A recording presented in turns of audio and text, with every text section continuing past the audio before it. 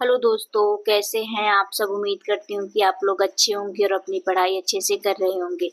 तो दोस्तों, आज हम पॉलिटी के घटना चक्र का सिलेबस केंद्रीय मंत्री परिषद पर डिस्कस करेंगे। तो चलिए स्टार्ट करते हैं।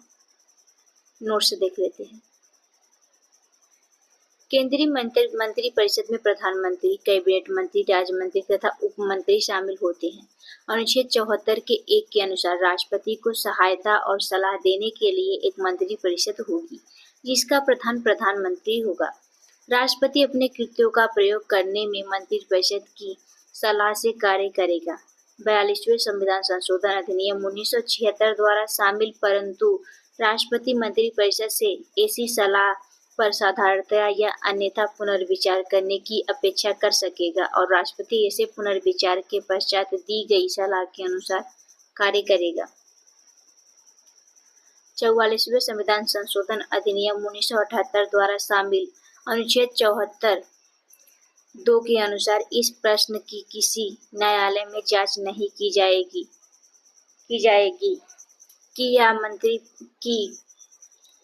कि यह मंत्री परिषद ने राष्ट्रपति को कोई सलाह दी और यदि दी तो क्या दी। अनुच्छेद 75 के 1 के अनुसार प्रधानमंत्री की नियुक्ति राष्ट्रपति करेगा और अन्य मंत्री की नियुक्ति राष्ट्रपति प्रधानमंत्री की सलाह से करेगा। अनुच्छेद 75 के 1 के क के अनुसार मंत्री परिषद में प्रधानमंत्री सहित मंत्रियों की कुल संख्या लोकसभा के सदस्यों की कुल संख्या के 15% से अधिक नहीं होगी। संविधान 51वां संशोधन अधिनियम 2003 के द्वारा उपर्युक्त प्रावधान को संविधान में शामिल किया गया है। अनुच्छेद 75 के 2 के अनुसार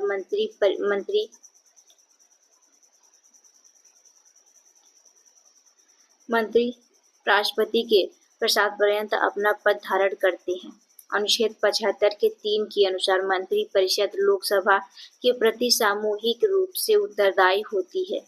संविधान में मंत्रिमंडल शब्द का प्रयोग केवल अनुच्छेद 352 के खंड 3 में किया गया है। कैबिनेट मंत्री या मंत्रिमंडल प्रधानमंत्री सहित कैबिनेट स्तर के मंत्रियों की परिषद होती है। मंत्री उत्तरदायित्व के कारण अधिकारी अनामता के सिद्धांत से संरक्षित रहते हैं और अधिकारियों के द्वारा किए गए कार्यान्वयन की जिम्मेदारी अंतिम रूप से मंत्री की होती है। केंद्रीय कैबिनेट सचिवालय सीधे प्रधानमंत्री के अधीन होता है।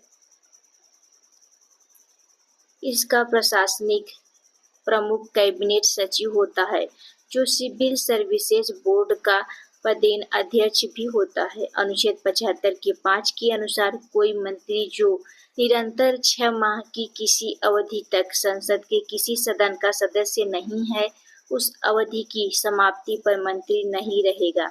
प्रधानमंत्री तथा अन्य मंत्रियों को शपथ राष्ट्रपति दिलाता है। प्रधानमंत्री अपना त्यागपत्र राष्ट्रपति को देता है। संघीय मंत्रिमंडल की बैठक की अध्यक्षता प्रधानमंत्री करता है।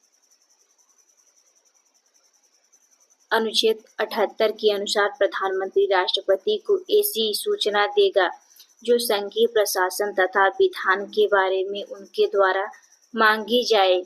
15 अगस्त 1947 को केंद्र में मंत्रालय की संख्या 18 थी। वर्तमान में केंद्र में मंत्रालय की कुल संख्या 51 है। प्रश्न कोश देख लेते हैं। निम्नलिखित कथनों पर विचार कीजिए और नीचे दिए गए पुट से सही उत्तर का चयन कीजिए। चलिए देख लेते हैं। संघ की कार्यपालिका शक्ति प्रधानमंत्री में निहित होती है। ये बिल्कुल गलत है। ये राष्ट्रपति में निहित होती है। प्रधानमंत्री की नियुक्ति राष्ट्रपति द्वारा की जाती है। बिल्कुल सही। प्रधानमंत्री मंत्री परिषद के प्रधान होते हैं। ये भी सही है। यह आवश्यक नहीं कि नियुक्ति के समय प्रधानमंत्री संसद के किसी सदन का सदस्य हो। ये भी बिल्कुल सही है। इसलिए हमारा आंसर सी हो जाएगा। संविधान के अनुच्छेद 53 के 1 के अनुसार संघ की कार्यपालिका शक्ति राष्ट्रपति में निहित होगी और वह इसका प्रयोग संविधान के अनुसार स्वयं या अपने अधीनस्थ अधिकारियों द्वारा करेगा। अनुच्छेद 74 1 के तहत प्रधानमंत्री मंत्री परिषद का प्रधान होता है। अनुच्छेद 75 के 1 के अनुसार प्रधानमंत्री की नियुक्ति राष्ट्रपति द्वारा होती है। अनुच्छेद 75 के 5 के प्रावधान के तहत कोई भी व्यक्ति यदि संसद सदस्य नहीं है तो भी वह प्रधानमंत्री बन सकता है या मंत्रिपरिषद में सम्मिलित हो सकता है, लेकिन 6 माह के भीतर उसे सदन की सदस्यता अवश्य लेनी होगी। भारत के प्रधानमंत्री के विषय में निम्नलिखित कथनों में से कौन सही है? तो आपका हो जाएगा आंसर डी। प्रधानमंत्री मंत्रिपरिषद का वास्तविक नेता है। भारत के संविधान के अनुच्छेद 74 के 1 में स्पष्ट लेखन की राष्ट्रपति को सहायता और सलाह देने के लिए एक मंत्रिपरिषद होगी जिसका प्रधान प्रधानमंत्री होगा। राष्ट्रपति अनिवार्यतः ऐसे व्यक्ति को प्रधानमंत्री नियुक्त करता है जो उस दल का नेता है जिसका लोकसभा में बहुमत है, या ऐसा व्यक्ति है जो अन्य राजनीतिक दलों का समर्थन प्राप्त करके लोकसभा में विश्वास मत प्राप्त कर लेगा। अन्य सभी मंत्री राष्ट्रपति द्वारा प्रधानमंत्री की सलाह पर नियुक्त किए जाते हैं।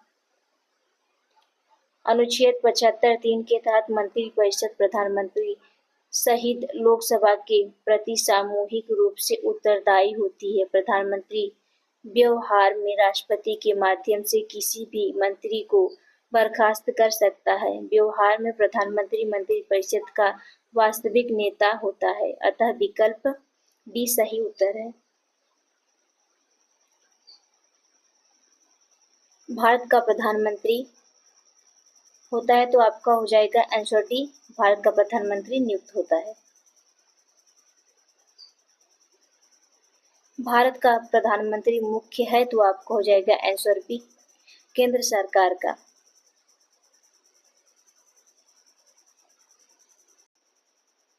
अनुच्छेद 74 के अनुसार राष्ट्रपति को सहायता और सलाह देने के लिए एक मंत्रिपरिषद होगी जिसका प्रधान प्रधानमंत्री होगा और राष्ट्रपति अपने कृत्यों का प्रयोग करने में इसी सलाह के अनुसार कार्य करेगा। इस प्रकार भारत का प्रधानमंत्री केंद्रीय सरकार का व्यवहारिक प्रमुख होता है। वस्तुतः यह लोकसभा में बहुमत प्राप्त दल का गठबंधन का नेता होता है।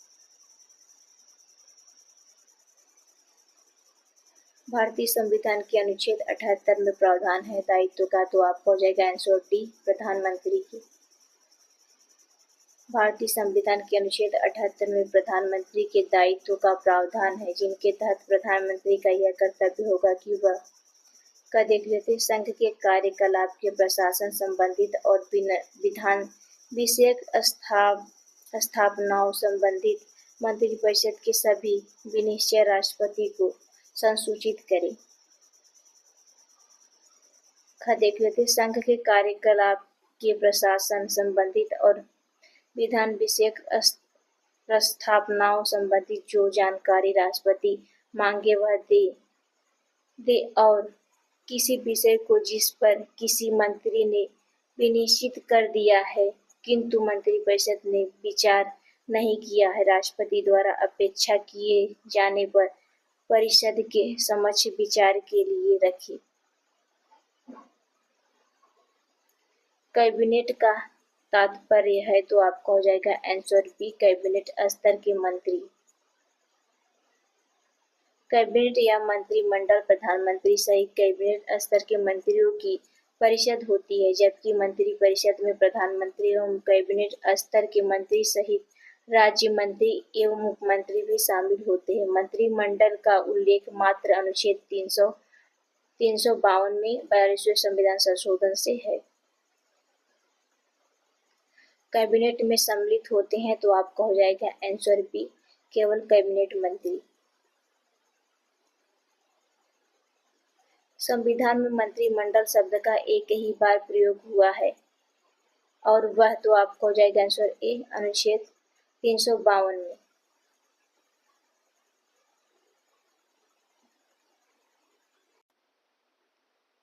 संविधान में मंत्रिमंडल शब्द का प्रयोग केवल अनुच्छेद 352 के खंड 3 में किया गया है। इनके अनुसार राष्ट्रपति आपातकाल की घोषणा तभी कर सकेगा जब संघ का मंत्रिमंडल उसे लिखित रूप में ऐसा संसूचित करे। 44वें संविधान संशोधन अधिनियम 1978 से उपबंधित ध्यातव्य है कि अनुच्छेद 52 में मंत्रिमंडल शब्द का उल्लेख 2 बार हुआ है।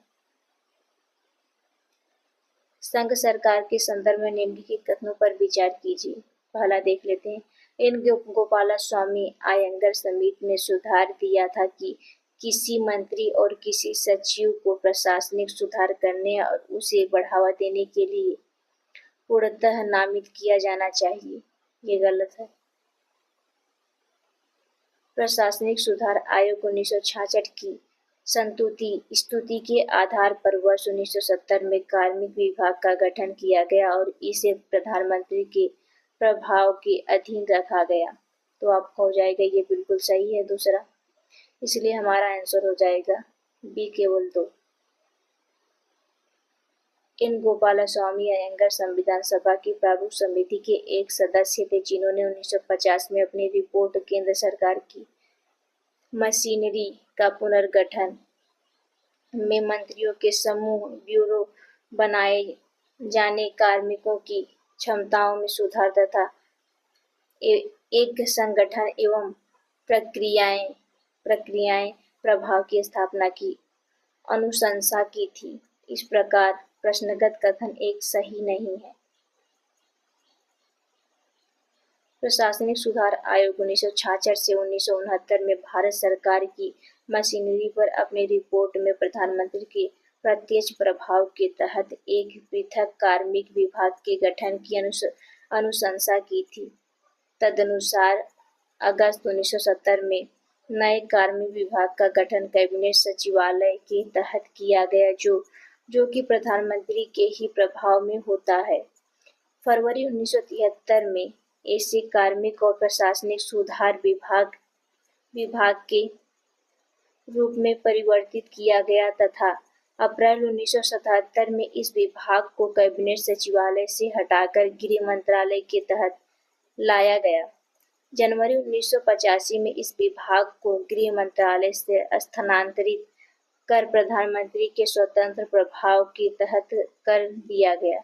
मार्च 1985 में इसे कार्मिक एवं प्रशिक्षण, प्रशासनिक सुधार, लोक शिकायतें और पेंशन मंत्रालय में परिवर्तित कर दिया गया, जिनका समग्र प्रभाव प्रधानमंत्री के तहत ही होता है।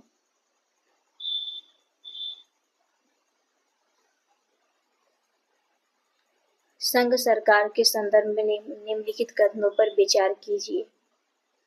पहला देख लेते हैं। कैबिनेट सचिव की सलाह पर प्रधानमंत्री द्वारा भारत सरकार के मंत्रालयों विभागों का सृजन किया जाता है। ये बिल्कुल गलत है। हर एक मंत्रालय को प्रधानमंत्री की सलाह पर भारत के राष्ट्रपति द्वारा किसी मंत्री को प्रदान किया जाता है। तो ये बिल्कुल सही है, इसलिए हमारा आंसर भी हो जाएगा केवल 2।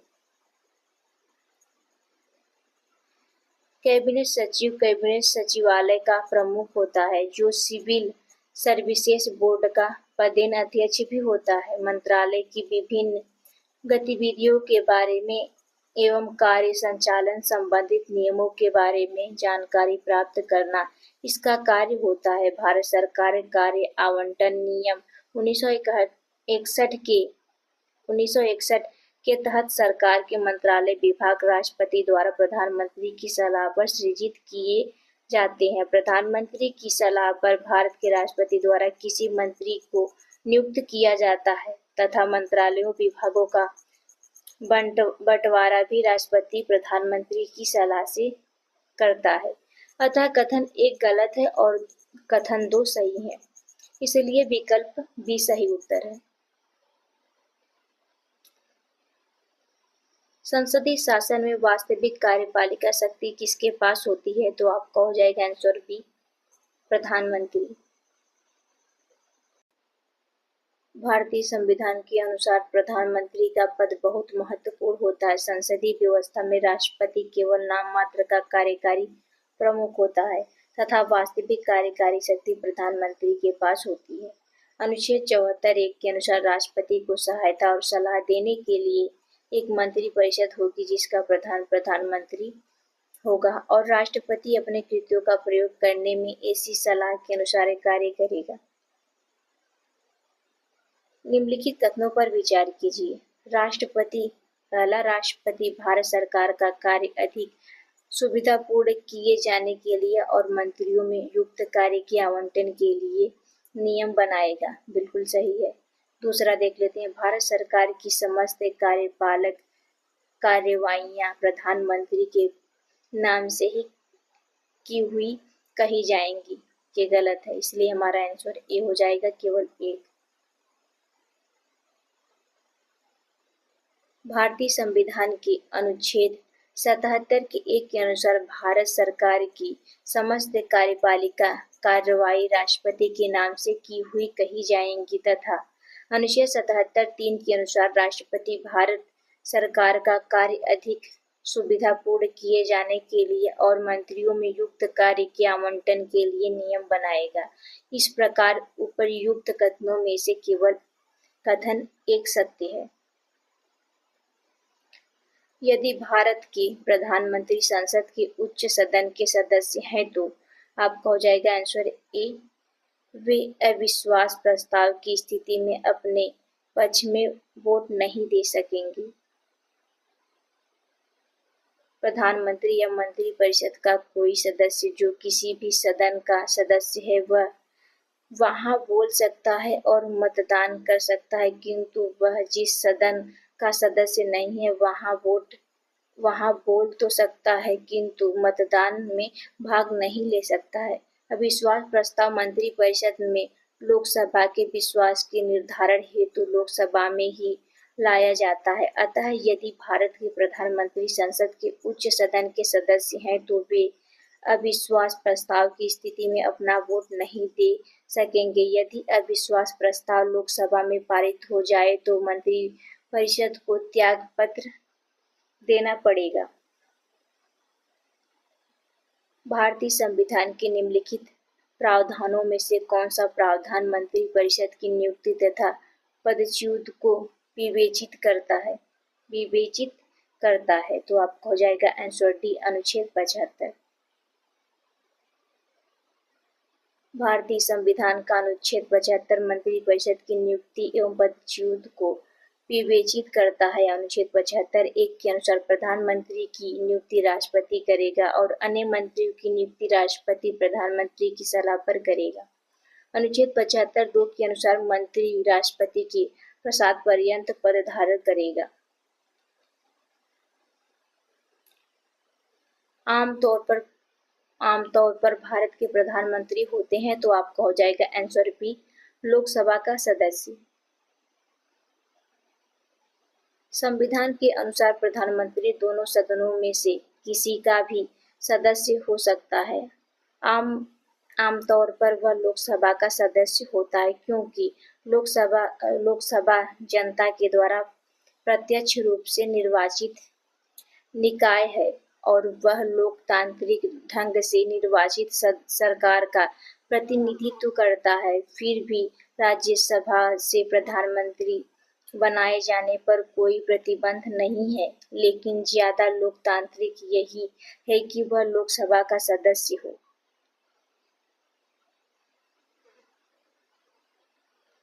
भारत के प्रधानमंत्री की नियुक्ति के समय आपका हो जाएगा आंसर ए। जरूरी नहीं है कि वह संसद के दोनों सदनों में से एक का आवश्यक रूप से सदस्य हो, परंतु उसे 6 माह के अंदर आवश्यक रूप से दोनों में से एक सदन का सदस्य हो जाना चाहिए।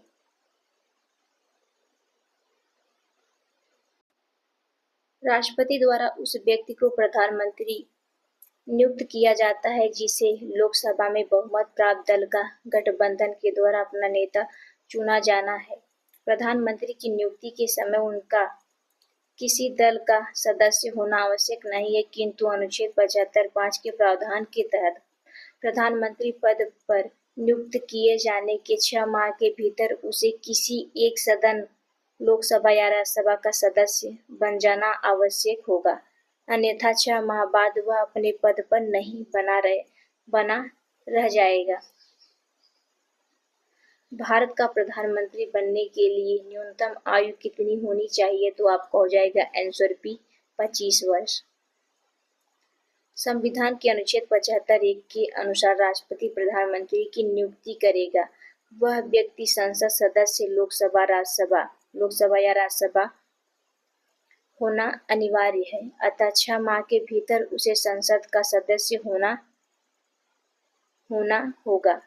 लोकसभा के सदस्य के लिए कम से कम 25 वर्ष की आयु तथा राज्यसभा के सदस्य के लिए कम से कम 30 वर्ष की आयु होना आवश्यक है। अतः प्रधानमंत्री बनने हेतु न्यूनतम आयु 25 वर्ष लोकसभा सदस्य हेतु है।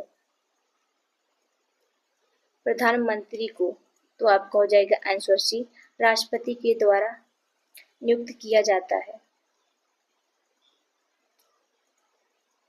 संविधान के अनुच्छेद 75 के 1 के तहत प्रधानमंत्री को राष्ट्रपति के द्वारा नियुक्त किया जाता है। सामान्यतः राष्ट्रपति द्वारा बहुमत प्राप्त पार्टी द्वारा नामित व्यक्ति वह संसद सदस्य हो भी सकता है और नहीं भी को प्रधानमंत्री नियुक्त किया जाता है। तथापि लोकसभा में किसी भी दल का प्रमुख बहुमत न होने पर यह पूरी तरह से राष्ट्रपति पर निर्भर करता है कि वह किसे प्रधानमंत्री नियुक्त करे।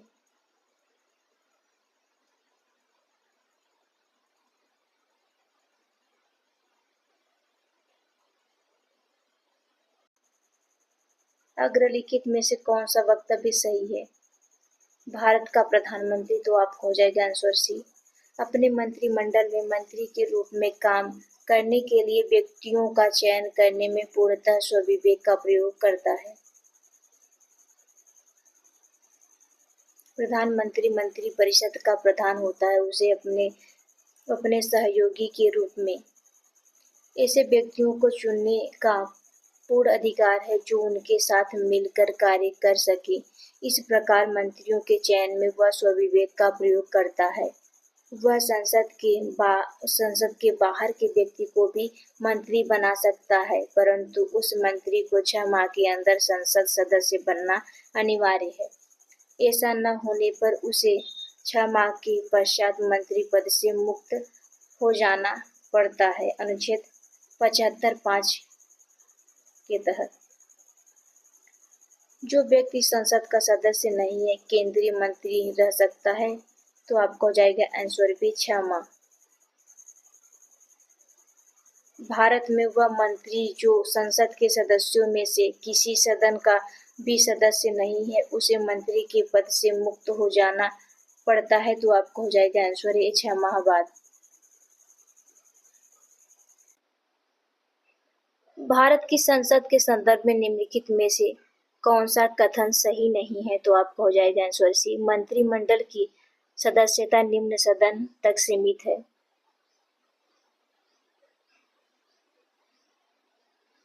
कथन सी गलत है, क्योंकि मंत्रिमंडल का सदस्य निम्न सदन लोकसभा के साथ साथ उच्च सदन राज्यसभा का भी हो सकता है। यहाँ तक कि संसद के दोनों सदनों के बाहर का व्यक्ति भी मंत्रिमंडल का सदस्य हो सकता है, परंतु उसे 6 माह के भीतर संसद के किसी भी सदन का सदस्य बनना होगा। भारत का प्रधानमंत्री किसके प्रति जवाबदेह है? तो आपका हो जाएगा आंसर सी, लोकसभा। भारतीय संविधान के अनुच्छेद 75(3) के तहत मंत्रिपरिषद सामूहिक रूप से लोकसभा के प्रति उत्तरदायी होता है। चूंकि मंत्रिपरिषद का प्रधान प्रधानमंत्री होता है, अतः प्रधानमंत्री भी लोकसभा के प्रति ही जवाबदेह है।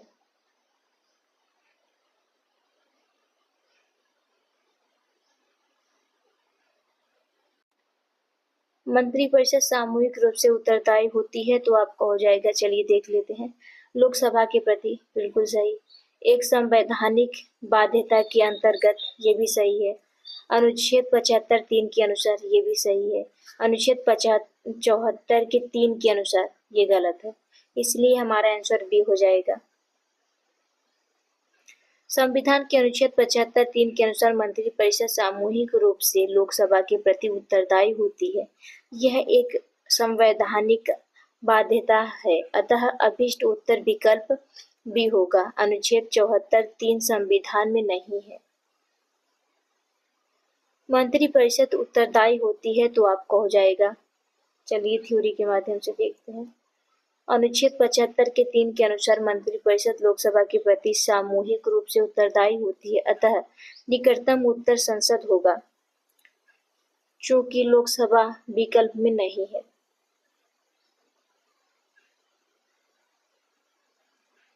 मंत्रिपरिषद किसके प्रति उत्तरदायी होती है, तो आपका हो जाएगा, इसे छोड़ देते हैं। मंत्रिपरिषद सामूहिक रूप से निम्नलिखित में से किसके प्रति उत्तरदायी है, तो आपका हो जाएगा आंसर डी, लोकसभा के प्रति। संघीय मंत्रिपरिषद के मंत्री सामूहिक रूप से उत्तरदायी होते हैं, तो आपका हो जाएगा आंसर डी, केवल लोकसभा के प्रति। अनुच्छेद 75(2) के अनुसार संघीय मंत्रिपरिषद के मंत्री राष्ट्रपति के प्रसाद पर्यंत पद धारण करते हैं, और अनुच्छेद 75(3) के अनुसार मंत्रिपरिषद सामूहिक रूप से लोकसभा के प्रति उत्तरदायी होती है।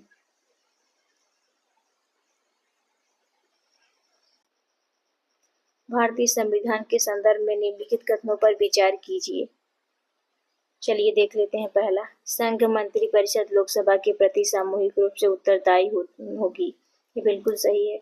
संघ के मंत्री प्रधानमंत्री के प्रसाद पर्यंत अपने पद धारण करेंगे, इनमें से ये गलत है, केवल आंसर ए सही है।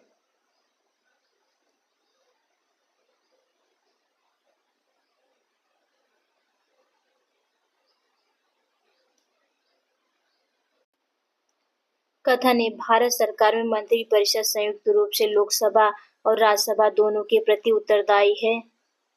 कारण आर देख लेते हैं। लोकसभा और राज्यसभा दोनों के सदस्य संघीय सरकार में मंत्री बनने के लिए पात्रता रखते हैं, तो आपका आंसर डी हो जाएगा। कथन गलत है परंतु कारण सही है। संविधान के अनुच्छेद 75(3) के अनुसार संघीय मंत्रिपरिषद संयुक्त रूप से संघ के संसद के निम्नलिखित सदन लोकसभा के प्रति उत्तरदायी होती है, न कि राज्यसभा के प्रति। अंततः कथन ये गलत है। भारतीय संविधान के अनुसार मंत्रियों की नियुक्ति प्रधानमंत्री की सिफारिश पर राष्ट्रपति द्वारा की जाती है। मंत्री पद धारण करने के लिए संसद के किसी भी सदन का सदस्य होना आवश्यक है। यदि ऐसा नहीं है तो उसे अनुच्छेद 75(5) के अनुसार 6 माह के भीतर संसद के किसी भी सदन की सदस्यता प्राप्त करनी होगी। इस प्रकार कारण आर सही है।